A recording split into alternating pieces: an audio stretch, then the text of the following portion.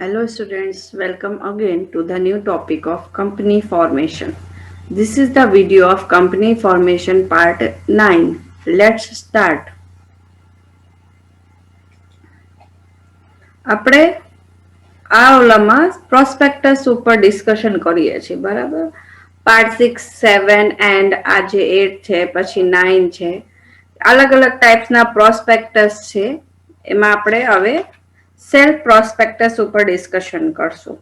એના પહેલા આપણે કયા કયા પ્રોસ્પેક્ટસ ઉપર ડિસ્કશન કરેલું છે કે પ્રોસ્પેક્ટસ શું છે. સૌથી પહેલા તો એ હતું. પછી રેડ હેરિંગ પ્રોસ્પેક્ટસ શું હતું. હવે આવે છે કે સેલ્ફ પ્રોસ્પેક્ટસ શું છે. તો આ વિડીયોમાં આપણે સેલ્ફ પ્રોસ્પેક્ટસ ઉપર ડિસ્કશન કરશું. સેલ્ફ પ્રોસ્પેક્ટસ ક્યાં આપેલું છે? Section 31 1 to 3. જે સેક્શન 31 છે કંપની લો કંપનીઝ એક્ટ 2013 નો, એમાં સેક્શન 31 ના જે 1 2 એન્ડ 3 ત્રણ પોઈન્ટ જે છે એની અંદર સેલ્ફ પ્રોસ્પેક્ટસ ઉપર ડિસ્કશન કરેલું છે. એના પોઈન્ટ્સ આપેલા છે.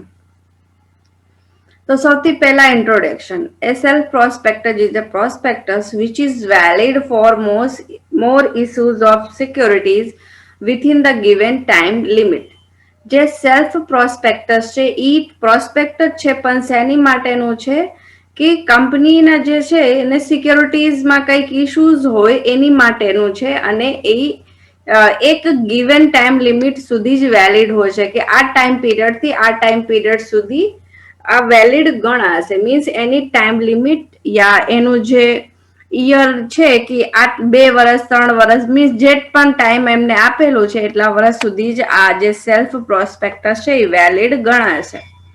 A company is not required to prepare a prospectus at every issue during the valid time. હવે જેટલો ટાઈમ પીરિયડ માટે તમારું સેલ્ફ પ્રોસ્પેક્ટસ બનેલું છે તો એ ટાઈમ પીરિયડમાં તમે બધા જે અલગ અલગ ઇસ્યુઝ હોય તમારા કંપનીના, તો એની માટે તમારે અલગ અલગ સેલ્ફ પ્રોસ્પેક્ટસ બનાવવાની જરૂર નથી. These provisions under Act can minimize unnecessary burden of frequently preparing and registering prospectus. હવે જે તમારો વેલિડ ટાઈમ અંદર જે સેલ્ફ પ્રોસ્પેક્ટસ છે તો એની માટે થઈને તમારે બીજા જ ઇસ્યુ જ્યારે આવે કંપનીમાં તો પ્રોસ્પેક્ટસ બનાવવાની જરૂર નથી. એનાથી શું થાય કે જે કંપનીના અનનેસેસરી બર્ડન હોય કે ઘડીએ ઘડીએ અમને સેલ્ફ પ્રોસ્પેક્ટસ બનાવવું પડે એ ઓછું થઈ જાય. પછી એને બનાવવાનું, એને રજીસ્ટર કરાવવાનું, એ બધા જ એમની જે અનનેસેસરી બર્ડન હોય એ મિનિમાઇઝ થઈ જાય, ઓછું થઈ જાય.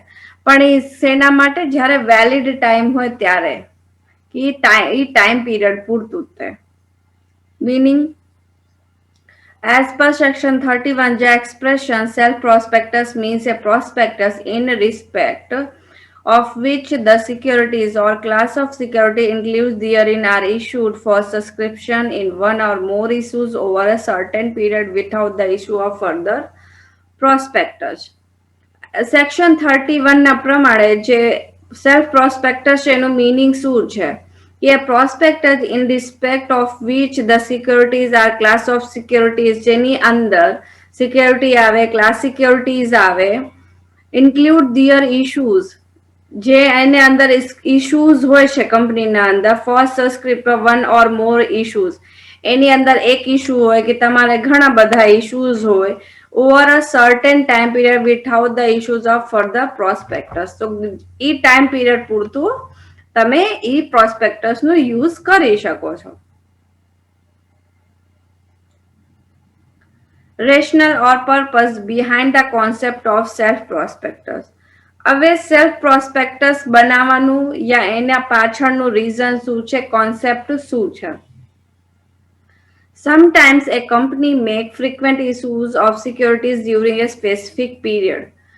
ક્યારેક ક્યારેક શું થાય કે જે કંપની છે એના ફ્રીક્વેન્ટલી વારાફરતી સ્પેસિફિક ટાઈમ પીરિયડ માટે થઈને ઇશ્યુઝ આવતા હોય છે સિક્યોરિટીઝના.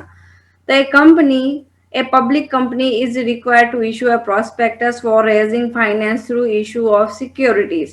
તો પબ્લિક કંપની શું કરે છે, ઇઝ રિક્વાયર્ડ, એને રિક્વાયરમેન્ટ હોય છે ટુ ઇશ્યુ એ પ્રોસ્પેક્ટસ, કે પ્રોસ્પેક્ટસ ઇશ્યુ કરે for raising finance through issue of securities, એ પોતાના ફાઇનાન્સને રેઝ કરવા માટે securities through issues of securities માટે થઈને. It is costly and time consuming to issue a fresh prospectus at every issue. હવે જે બધા જ ઇસ્યુ માટે તમે અલગ અલગ પ્રોસ્પેક્ટસ બનાવો, નવું પ્રોસ્પેક્ટસ બનાવો તો એ તમારો ટાઈમ કન્ઝ્યુમિંગ થાય, મીન્સ તમારો એમાં ટાઈમે બગડે અને કોસ્ટલી પડે.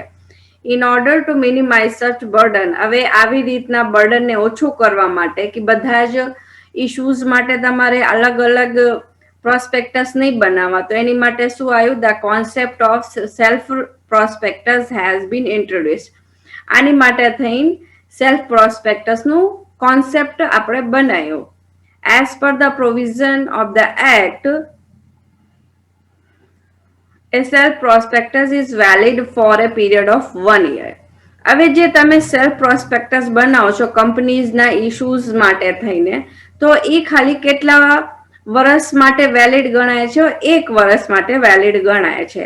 1 વર્ષની અંદર જેટલા પણ ઇશ્યુઝ હોય તમારે આ એક જ પ્રોસ્પેક્ટસની રિક્વાયરમેન્ટ રહેશે.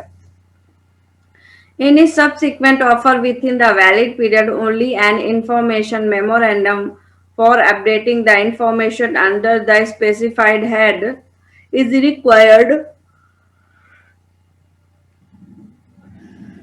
to be filed. હવે શું કીધું છે?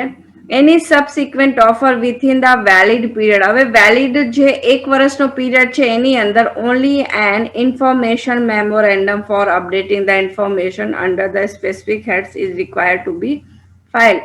ખાલી તમારે શું કરવાનું રહેશે, જે ઇન્ફોર્મેશન મેમોરેન્ડમ છે એને અપડેટ કરીને તમારે ફાઇલ કરવાનું રહેશે.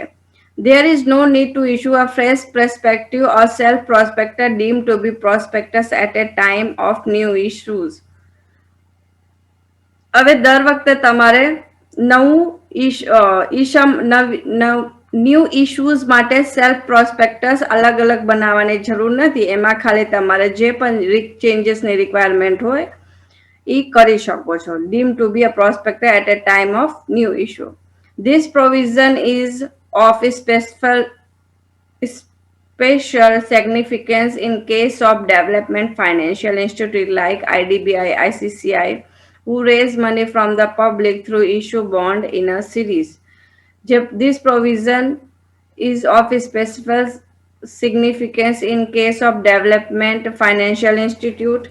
આ જે પ્રોવિઝન છે સ્પેશિયલ સિગ્નિફિકન્સ છે શેની માટે? In case of developmental financial institute, જે આઈડીબીઆઈ એન્ડ આઈસીસીઆઈ બેંક છે, આઈસીઆઈસીઆઈ બેંક છે, ઇન્સ્ટિટ્યૂટ છે, તેના ડેવલપમેન્ટ કરવા માટે હુ રેઝ મની, જે મનીને રેઝ કરે છે from the public through issue bonds in a series.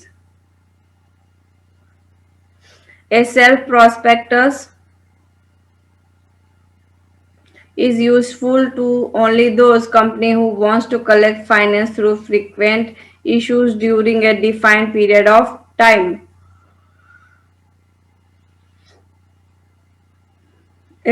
જે સેલ્ફ પ્રોસ્પેક્ટસ કઈ કંપનીઝ માટે યુઝફુલ છે યા હેલ્પફુલ છે? જે who wants to collect, જે કલેક્ટ કરવા માટે છે finance through ફ્રીક્વેન્ટ issues during a defined time period, કે એ અલગ અલગ ટાઈમ પીરિયડ પૂરતું એ જે ફાઇનાન્સ હોય frequently issues during a defined period of time, એ ટાઈમ પૂરતું ચેન્જ કરતા રહેતા હોય છે યા એને ઇશ્યુઝ કરતા રહેતા હોય છે. Provisions in respect to self prospectus. In regard to self prospectus, Section 31 of the Act makes the following provisions. કયા પ્રોવિઝન્સ છે? In regard, as આમાં કેટલા પોઈન્ટ્સ આપેલા છે? 3 પોઈન્ટ્સ આપેલા છે. As for SEBI regulations, any class of or classes of companies may file a self prospectus with the Register of Companies at the stage of first offer of security include therein.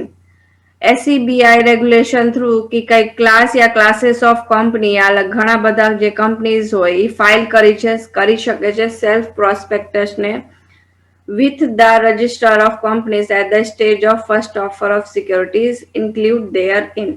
જે કંપનીનો registration થઈ ગયું હોય એને ઈ self prospectus પોતાને security માટે થઈને એમાં રજિસ્ટર કરાવી શકે છે, ફાઇલ કરાવી શકે છે.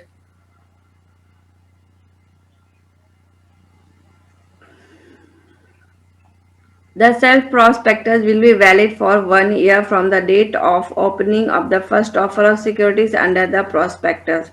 જે સેલ્ફ પ્રોસ્પેક્ટસ હોય એ 1 year માટે વેલિડ કહેવાય છે જ્યાંથી ઈ ઓપન થાય છે first offer security under the prospectus. જે દિવસથી સ્ટાર્ટ થયું તે દિવસથી એનું કાઉન્ટિંગ ડેઝની ચાલુ થઈ જાય છે અને 1 વર્ષ સુધી ઈ ચાલશે.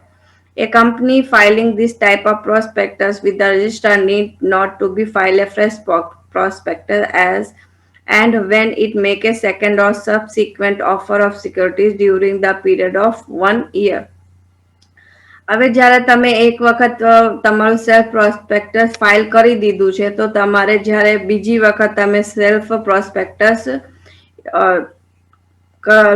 રિન્યુ કરાવવા જાઓ ત્યારે તમારે નવું બનાવવાની જરૂર નથી, એમાં ખાલી જે ચેન્જીસ હોય એ ચેન્જીસ કરી દેવાના રહેશે. Second point, at the time of subsequent offer of security within the valid period of self prospectus, the company has to file information memorandum containing all material facts relating to new changes creating the change in the financial positions in the first offer of securities or occurred between the preceding and succeeding offer. હવે જ્યારે next year માટે તમે self prospectus માટે જાઓ ત્યારે તમારે શું changes કરાવવાના રહેશે. આખું નવું લખવાની જરૂર નથી યા ફાઇલ કરાવવાની જરૂર નથી. જે એની સાથે તમે ઇન્ફોર્મેશન મેમોરેન્ડમ હોય છે જેની અંદર બધા જ રૂલ્સ એન્ડ રેગ્યુલેશન્સ લખેલા હોય છે એમાં ખાલી તમે શું ચેન્જીસ કર્યા છે એ એમાં દેખાડી દેવાનું અને એને ફાઇલ કરી દેવાની. The said memorandum has to be filed with the registrar within the prescribed time prior to the issues of subsequent offer of securities. હવે જે વેલિડિટી છે તમારા 1 yearની એની પહેલા તે તમારે આ બધું ચેન્જીસ કરીને એમાં ફાઇલ કરાવી દેવાનું રહેશે. An information memorandum shall be filed with self prospectus. જે ઇન્ફોર્મેશન મેમોરેન્ડમ છે એ સેલ્ફ પ્રોસ્પેક્ટસ સાથે જ ફાઇલ કરાવવાનું રહેશે. An updated information memorandum filed every time an offer of security is made together with self prospectus shall deemed to be a prospectus.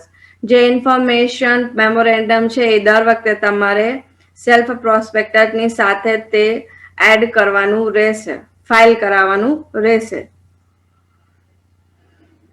There is no need to issue a further prospectus. એટલે તમારે દર વખતે new prospectus issue કરાવવાની જરૂર નથી. આ શેમાં લખેલું છે સેક્શન 31 ના 3 પોઈન્ટની અંદર. Public offer and private placement, section 23. Provisions relating to public offer and private placement. In relation to public offer and private placement for a private and public company, let us examine the provisions of section 23 of the act. હવે આ બે વસ્તુ જે છે public offer અને private placement, હવે આપણે private અને પબ્લિક કંપની માટે જોઈએ કે એમાં શું શું હોય છે, શું મીનિંગ છે એનું. બરાબર. તો રિલિવેન્ટ ટુ પબ્લિક કંપની. હવે પબ્લિક કંપનીમાં શું હશે બેનું જોવું પડશે ને આપણે, પબ્લિક કંપની અને પ્રાઇવેટ કંપની. તો સૌથી પહેલા પબ્લિક કંપની.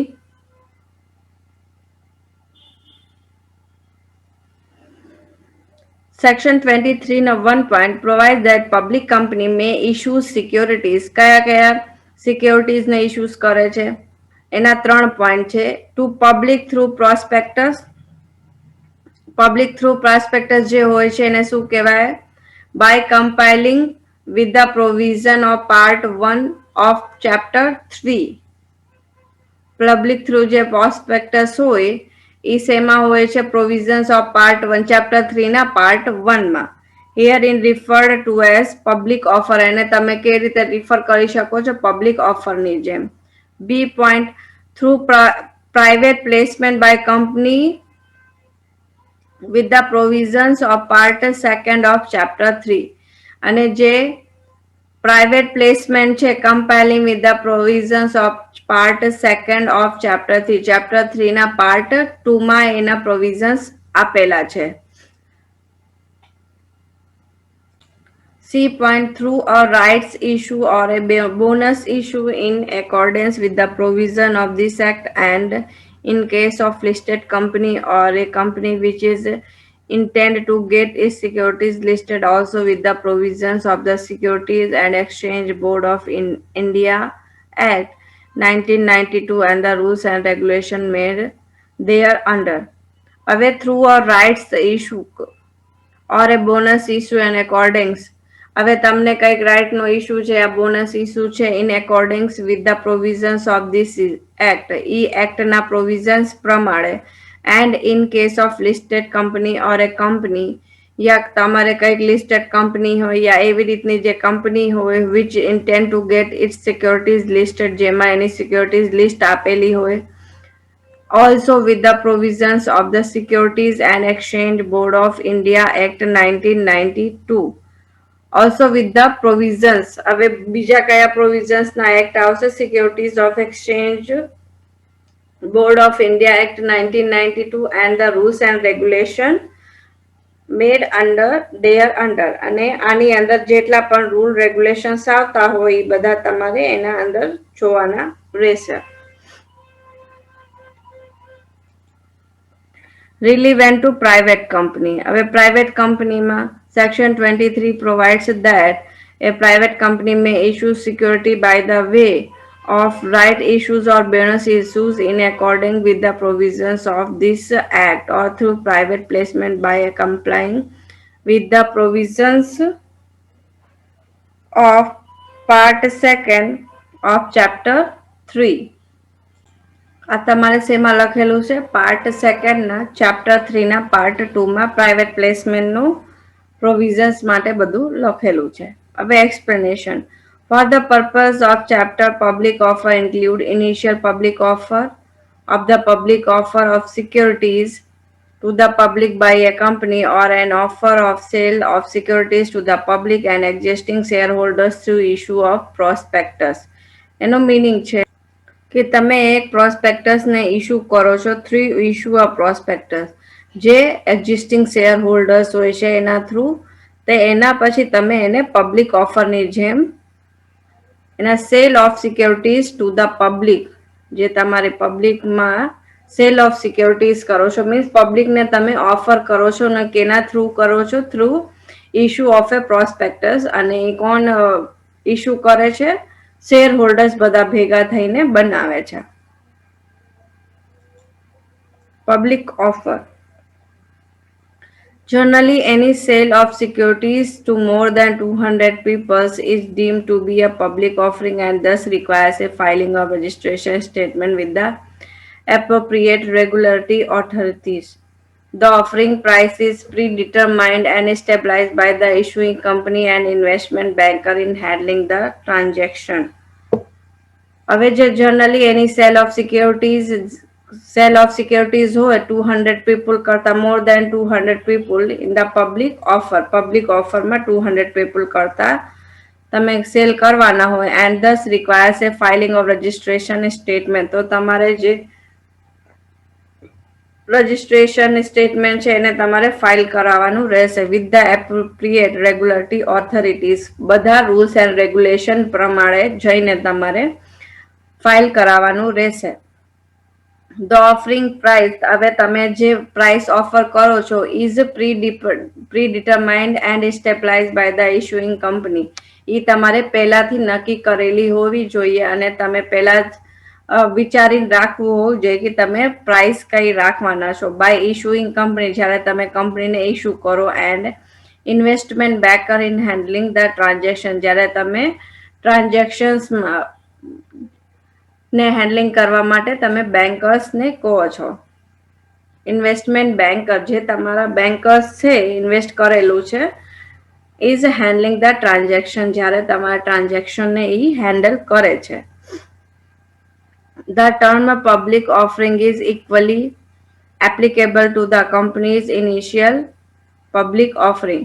જે ટર્મ પબ્લિક ઓફરિંગ છે એ કોના ઇક્વલ છે applicable to the company's initial public offering જે બેસિક તમે પબ્લિકને ઓફર કરો છો એના ઇક્વલમાં છે as well as subsequent offering યા એના પછી તમે એના સબ્સમાં મીન્સ એના નીચે કંઈક ઓફરિંગ કરો છો.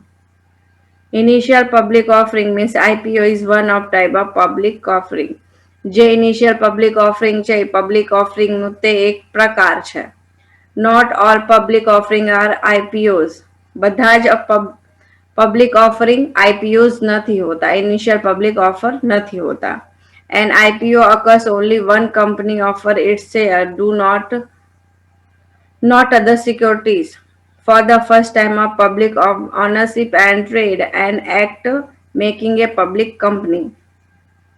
જે આઈપીઓ છે ઇનિશિયલ પબ્લિક ઓફર છે occurs only one companies offer એ એક જ વખત થઈ શકે છે its share for the first time for public ownership કે ત્યારે તમે એક જ વખત પબ્લિકને એના shares its shares for the first time એના જે શેર છે first time for public ownership and trading and act making a public company જેનાથી આ પબ્લિક કંપની બને છે. Public offer include initial public offer જે પબ્લિક ઓફર છે include initial public offer એની અંદર શું આવે છે ઇનિશિયલ પબ્લિક ઓફર આવે છે or further public offer of securities to the public by a company બીજા બધા જે સિક્યોરિટીઝ હોય પબ્લિક ઓફર ઓફ સિક્યોરિટીઝ હોય એ પણ એની અંદર આવી જાય છે or an offer for sale of securities of the public and existing share holders through issue of prospectus આ બધી જ વસ્તુ તમારે શેની અંદર આવી જાય છે પબ્લિક ઓફરની અંદર આવી જાય છે. As per section 42(2), an offer or invitation shall be deemed for invitation. It cannot be considered as private placement under subsection 2 of section 42. An offer or invitation કંઈક ઓફર એક ઇન્વિટેશન હોય shall not be deemed to be invitation. It cannot be considered as private placement. તમે એને private પ્લેસમેન્ટની જેમ consider નહીં કરી શકો એને તમારે ખાલી પબ્લિક ઓફરની જેમ જ તે કન્સિડર કરવાનું રહેશે અને એ શેમાં તમને મેન્શન કરેલું છે સેક્શન 42 ના પાર્ટ 2માં એનો સબ સેક્શન જે હોય છે એની અંદર એ મેન્શન કરેલું છે. Explanation of 42 regarding public offer. If a listed or unlisted company કંઈક જે કંપની છે લિસ્ટેડ છે કે અનલિસ્ટેડ છે જેને તો હજી નામ નથી રજીસ્ટર કરાયું એના makes an offer or invitation subscription એ કંઈક ઓફર મેક્સ એન ઓફર કરે છે યા allots or enter into agreement to the allot security more than 200 papers in a financial year એ એલોટ કરે છે એન્ટર કરે છે ઇન્ટુ એગ્રીમેન્ટ ટુ એલોટ એ એવો એગ્રીમેન્ટ એલોટ કરે છે શેનું સિક્યોરિટીઝનું more than 200% in a financial year જેમાં ફાઇનાન્શિયલ યરમાં 200 કરતાં વધારે પર્સન્સ હોય weather the payment for the securities has been received or not જે સિક્યોરિટીઝની પેમેન્ટ છે એ તમે રિસીવ કરી હોય કે ન કરી હોય or whether the company intend to list its security or not any stock exchange in or outside India, the same shall be deemed to be an offer to be public. હવે એમાં શું કીધું છે whether the company intend to the list its securities કે એની જે list of securities છે એ બતાવે છે not on any exchange in or outside of India એના જે સ્ટોક એક્સચેન્જ છે not on any stock exchange in or outside India the same shall be deemed to be an offer to the public company. આ બધી જ વસ્તુ જ્યારે ભેગી થાય ત્યારે હવે જે એની સ્ટોક એક્સચેન્જ છે, not on any stock exchange or outside India, જે સ્ટોક એક્સચેન્જ છે એ આઉટસાઇડ ધ ઇન્ડિયા છે કે ઇન ઇન્ડિયા છે, આ બધી જ વસ્તુ જ્યારે ભેગી થાય the same shall be deemed to be an offer to the public. આ બધી જ વસ્તુ તમારે શેમાં આવે છે? પબ્લિક ઓફરમાં આવે છે. Thus, if any company invites subscriptions or allowed any security to 200 or more person in a financial year, it will be said to have made a public offer. હવે ગમે ત્યારે જે કંપની છે ઇન્વાઇટ કરે છે subscription માટે યા allot કરવા માટે એની સિક્યોરિટીને ટુ 200 ઓર મોર પર્સન, કે એમાં મિનિમમ 200 યા એની કરતાં વધારે પર્સન હોય ઇન ફાઇનાન્શિયલ યરમાં, it will be said to have a made public offer. 200 કરતા વધારે પર્સન્સ હોય તો એને ઈ કહેવામાં આવે છે કે તમે એક પબ્લિક ઓફર બનાવો. However, aforesaid 200 persons, the following are not taken into account. So qualification, institutional buyers and employees who are offered and securities under schemes of employees stock options as per provisions of section 62(1)(b).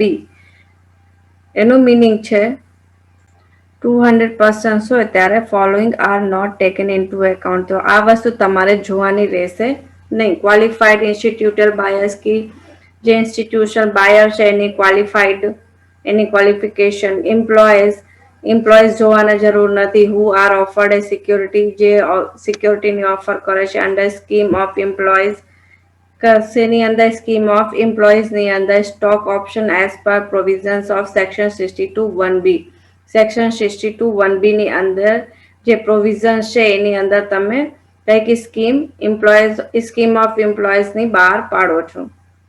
This offer must comply with norms of public issue. આ જે offer છે એ public ઇશ્યુના જેમ norm comply કરવામાં આવે છે. Any violation of which money collect from the public is to be refunded.